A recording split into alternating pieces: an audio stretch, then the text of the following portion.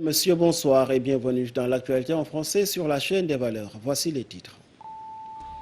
Thierno Seydou Nourou Tall, Thierno Mountaga Tall célébré ces 13 et 14 janvier. Macky Sall attendu à Louga dans la soirée ou dans la journée de demain. La famille Tall qui prépare aussi la grande ziara annuelle dédiée à Cheikh Oumar Foutiyou Tall du 27 au 29 janvier à Dakar.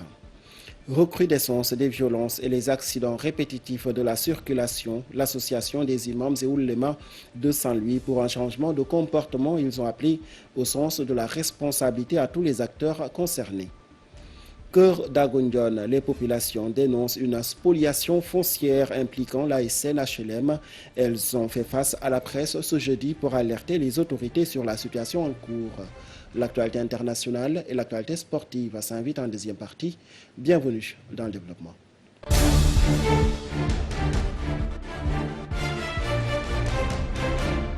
Le chef de l'État, Macky Sall, attendu ce vendredi à Louga, n'est pas arrivé sur place dans la journée de ce vendredi. Son arrivée est attendue au plus tard demain, en tout cas, pour une visite de ziara auprès de la famille de Thierno Seydou Nourou Tall et Thierno Mountaga Tall. C'est en marge de la ziara annuelle qui se tient à Louga. Cette année, l'événement est célébré les 13 et 14 janvier. La ziara annuelle est dédiée à Thierno Seydou Nourou Tall et Thierno Mountaga Tall, descendants de feu Cheikh Oumar Foutiyou Tall, un événement qui reprend après 2 ans de suspension due à la pandémie de Covid-19. Le déséquilibre de nos valeurs, quelle perspective islamique et ethnique civile pour une cohésion sociale et un mieux vivre ensemble, c'est le thème choisi cette année pour la ziara omarienne prévue du 27 au 29 janvier 2023, un événement qui se déroulera dans l'enceinte même de la grande mosquée omarienne à Dakar en pleine construction. Suivant les explications de Ahmadou Tidjana Anne, porte-parole de la famille omarienne au micro de Pape Alsan Diop. La ziara va se tenir ici même, en ces lieux, les 27, 28 et 29 janvier 2023, Inch'Allah Rabbi. La ziara en général est marquée par 3 éléments essentiels.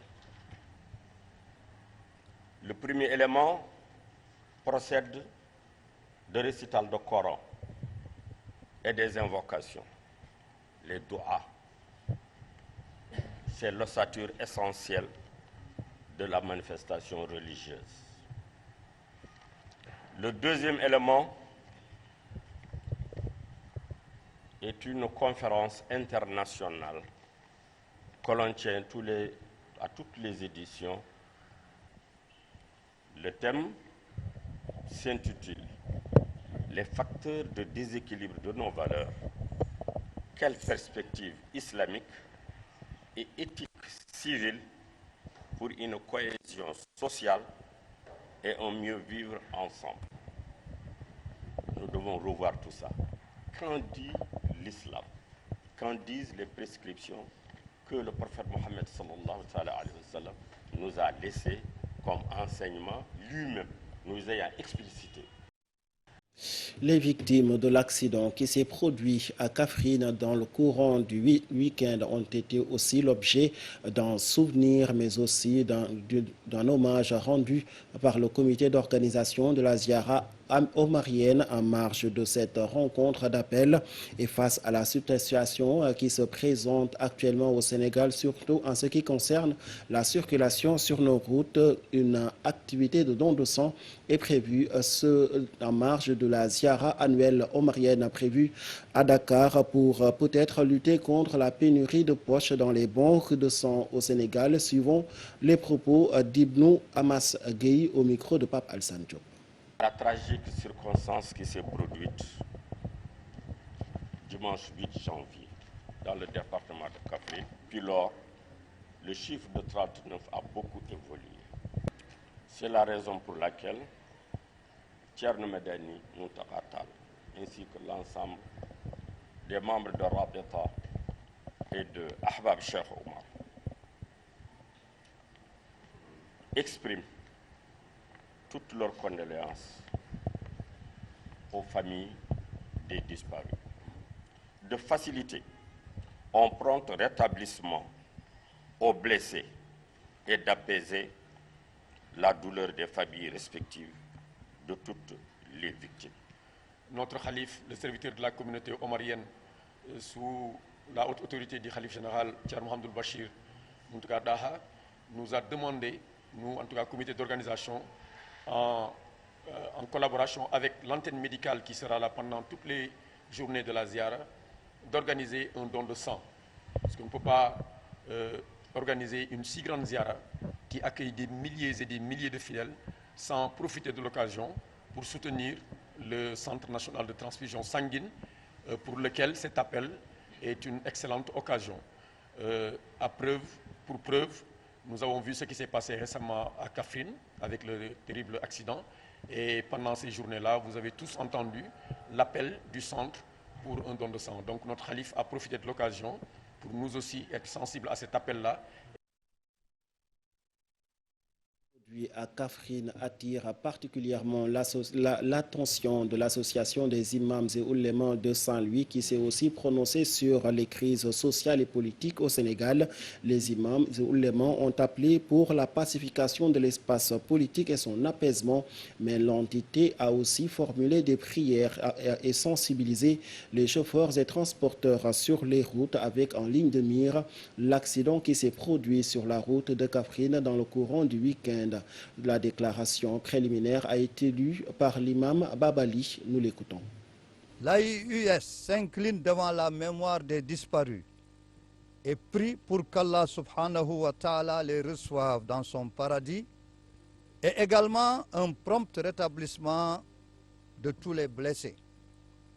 Ce type de drame interpelle la triple responsabilité de l'autorité publique chargée de la réglementation du secteur du transport, notamment dans la délivrance des permis de conduire et des certificats d'aptitude technique à la circulation, mais aussi de l'état des routes et du respect des normes du transport.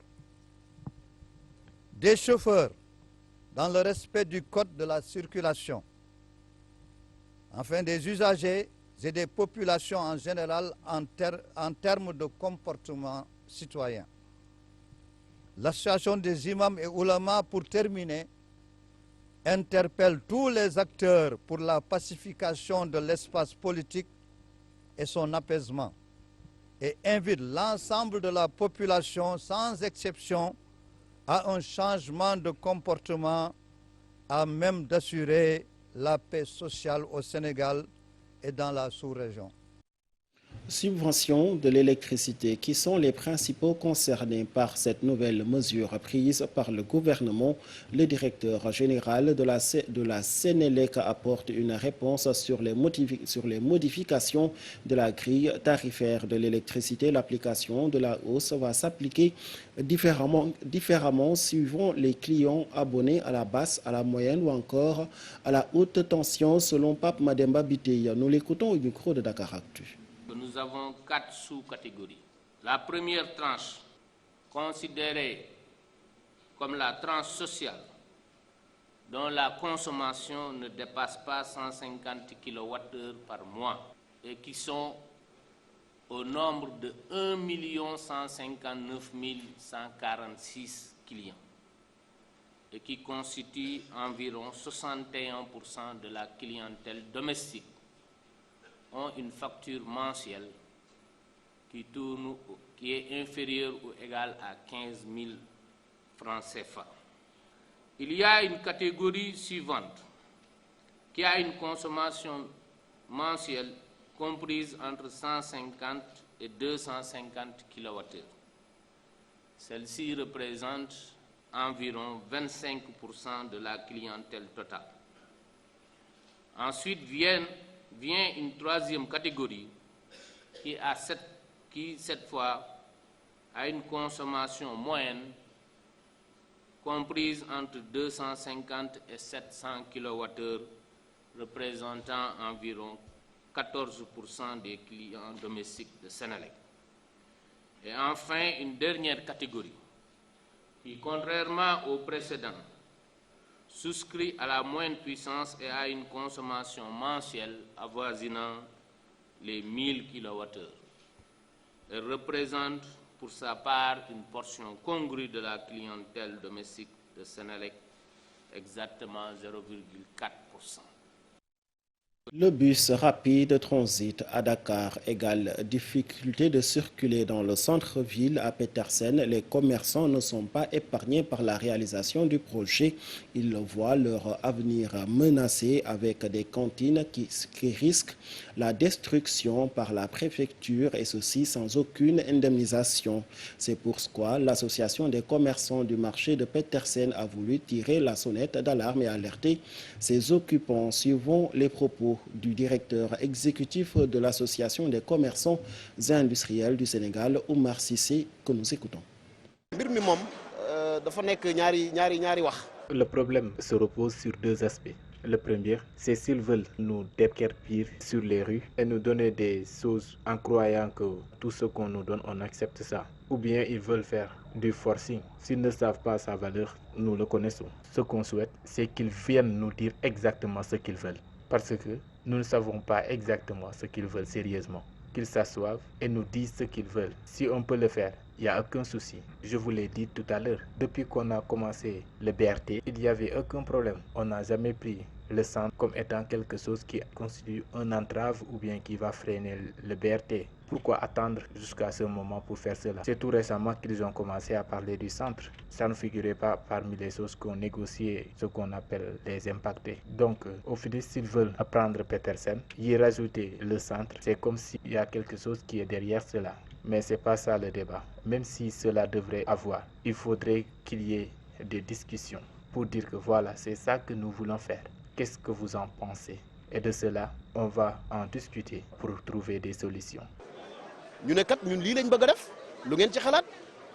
C'est le BRT qui dérange à Rufisque. Par contre, les agents municipaux devant la place publique pour dénoncer des retards de versement de leur salaire. Ils incriminent le nouveau logiciel mis en place par le gouvernement du Sénégal. Depuis 2 ans, des retards de paiement de salaire sont observés à Rufisque au moment où les agents des autres collectivités territoriales comme Dakar et Pikine perçoivent leur salaire normalement. Une situation qui a fait que l'intersyndicale des travailleurs de la ville de Pikine a arboré des brassards rouges pour dénoncer ces situations malencontreuses. Suivant les explications de Fatou Thioune, sa porte-parole au micro de Mbaye Niang. Ce système, ce logiciel-là, c'est quoi? Il vient d'où? Et comment on commence à l'appliquer chez les agents municipaux? Pourquoi pas les agents, les fonctionnaires de l'État? Pourquoi pas? Et je me demande comment ça peut se faire. Parce que Dakar a perçu, Pikine a perçu, Saint-Louis a perçu. Pourquoi le département de Rufisque n'a pas encore perçu? Le mois passé, c'était comme ça. Ce mois-ci aussi, c'est la même chose. On se demande réellement si réellement est-ce que la ville de Rufisque n'est pas victime de, je ne sais, donc n'importe quel complot. Tout se pose sur la tête des agents municipaux de la ville de Rufisque. Avant-hier, c'était l'histoire de la Sococim. C'était l'histoire des augmentations de salaire. Depuis 3 mois, on n'arrive pas à avoir une augmentation de salaire, à l'instar des fonctionnaires de l'État. Mais aujourd'hui, mieux, avant de dire augmentation de salaire, il faut avoir d'abord le salaire. Nous courons derrière le salaire depuis 15 jours. Il faut payer la scolarité des enfants à temps. Sinon, les enfants vont à la maison, ils attendent que leur père perçoive ou que leur mère perçoive pour payer les salaires en attendant.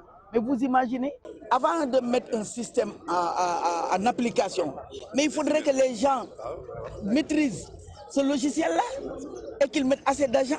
Mais on nous dit par hasard qu'il n'y a que 4 personnes qui gèrent le logiciel Jefilom. Et c'est très grave. On n'en veut plus. On n'en veut plus.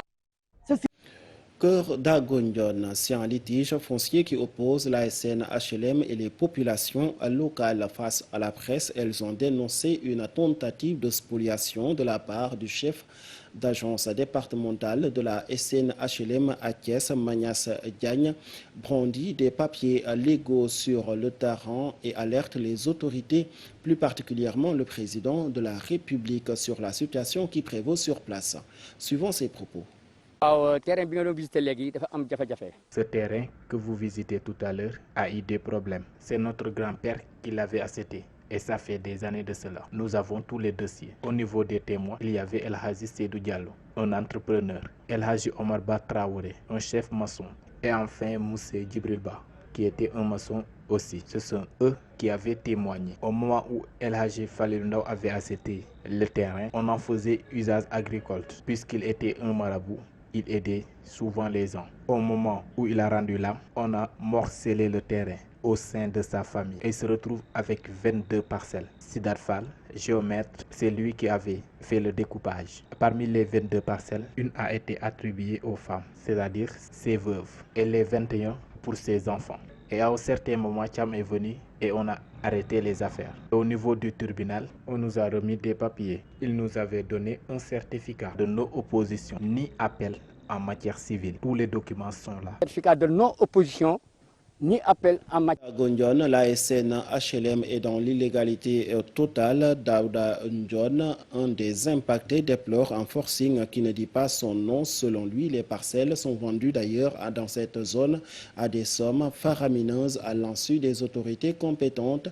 Suivons ses explications. Ce qu'ils veulent, c'est ce qui n'existe pas. SNL HLM n'a rien ici. Ce qu'il a libéré, il n'y a aucun document qui peut justifier que SNL HLM a quelque chose ici. Il a fait du forcing, organisé des plans, convaincre toutes les autorités pour récupérer nos terres, ainsi que la terre de toutes les populations de ce quartier, pour vendre ça. Comment peut-on prendre la terre d'autrui sans l'indemniser et prendre tout pour les revendre à 4 millions, 5 millions et leurs propriétaires se retrouvent sans un mètre carré? Où est-ce que vous avez vu un pareil cas? Dans quel état? Mais quand vous prenez la terre des gens, si vous devrez leur demander, vous le faites, mais rien n'a été fait. Ils ont fait du forcing pour nous priver de nos terres. Maintenant, nous sommes dans quel monde? La plupart d'entre nous sont des vieux. On n'y peut rien. On ne peut pas faire beaucoup. Il y a des choses qu'on ne peut pas faire. Pour éviter qu'il y ait des problèmes au sein de nos familles, nous leur avons tous attribué des parcelles. Mais pourquoi ils veulent prendre ce qui leur est de droit? Et tous les incendies qu'ils profèrent à nos personnes, ils sont en train de subir les conséquences néfastes. Et ils le subiront. Ils doivent nous laisser tranquillement récupérer nos terres, afin que nos enfants puissent vivre tranquillement.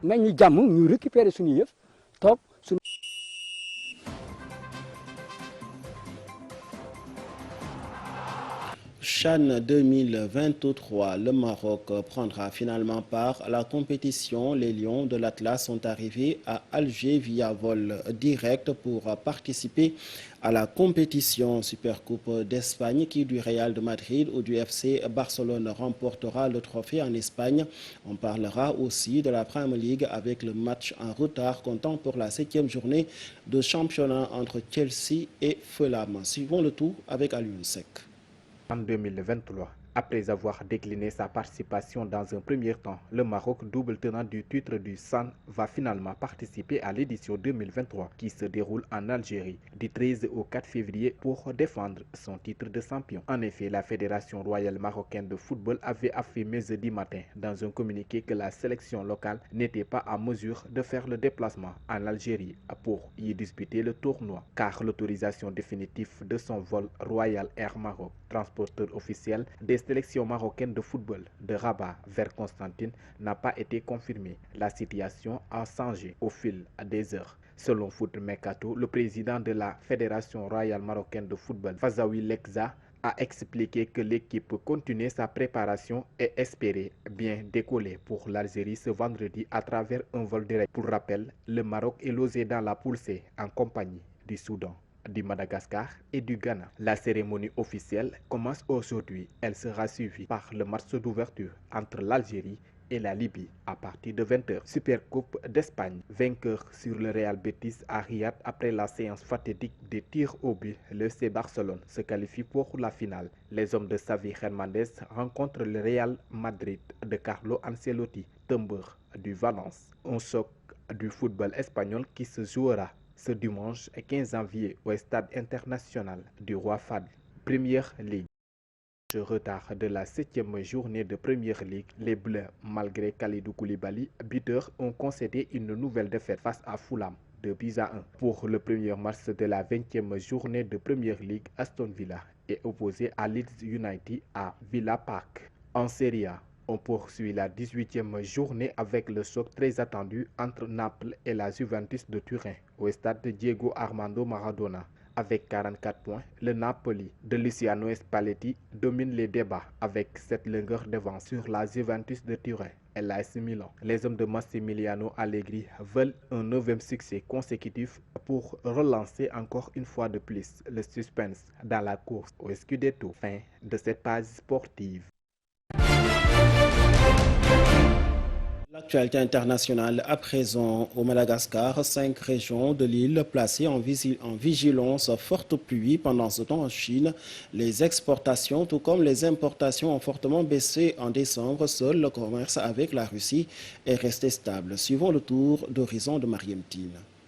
Nous démarrons l'actualité internationale au Togo, veillée à la mémoire de l'ex-président Sylvanus Olympio, assassiné il y a 60 ans. Le 13 janvier 1963, le père de l'indépendance togolaise, Sylvanus Olympio, était assassiné devant l'ambassade des États-Unis à Lomé, où il s'était réfugié après l'attaque de son domicile par un commando. 60 ans plus tard, toute la lumière n'a pas encore été faite sur sa mort. Certains membres de la famille continuent à chercher la vérité et ses partisans n'ont rien oublié. Pour marquer cet anniversaire, ils ont organisé une veillée de prière le jeudi 12 janvier. Ensuite, au Madagascar, 5 régions de l'île placées en vigilance forte pluie par la direction de la météorologie. Des risques de stagnation des eaux, des crues éclairs et des glissements de terrain sont à craindre sur les parties nord-ouest, est et dans la région de la capitale. En cette saison des pluies, le Bureau national de gestion des risques et des catastrophes appelle la population à prendre au sérieux les messages d'alerte pour éviter les pertes en vie humaine. Des comités locaux ont été mis en place à travers l'île pour transmettre les consignes de vigilance et guider les habitants, notamment ceux qui vivent dans les zones les plus risquées. Nous terminons cette page internationale en Chine. Chute des exportations et importations en décembre. Seul le commerce avec la Russie reste stable. Les exportations chinoises étaient en recul de près de 10% en décembre, moins de 7,5% pour les importations, alors que l'activité a été ralentie par la vague de Covid qui a suivi le relâchement de la politique sanitaire. C'est le commerce global avec la Russie qui a enregistré la plus forte augmentation l'an passé côté chinois. C'est d'ailleurs les produits venant de Russie, à commencer par les hydrocarbures, qui ont le plus bénéficié de l'amitié sino-russe. C'est tout pour l'actualité internationale. Fin de ce rendez-vous d'information sur la chaîne des valeurs. Merci de l'avoir suivi. Très bonne suite de programme sur la chaîne des valeurs, mesdames et messieurs.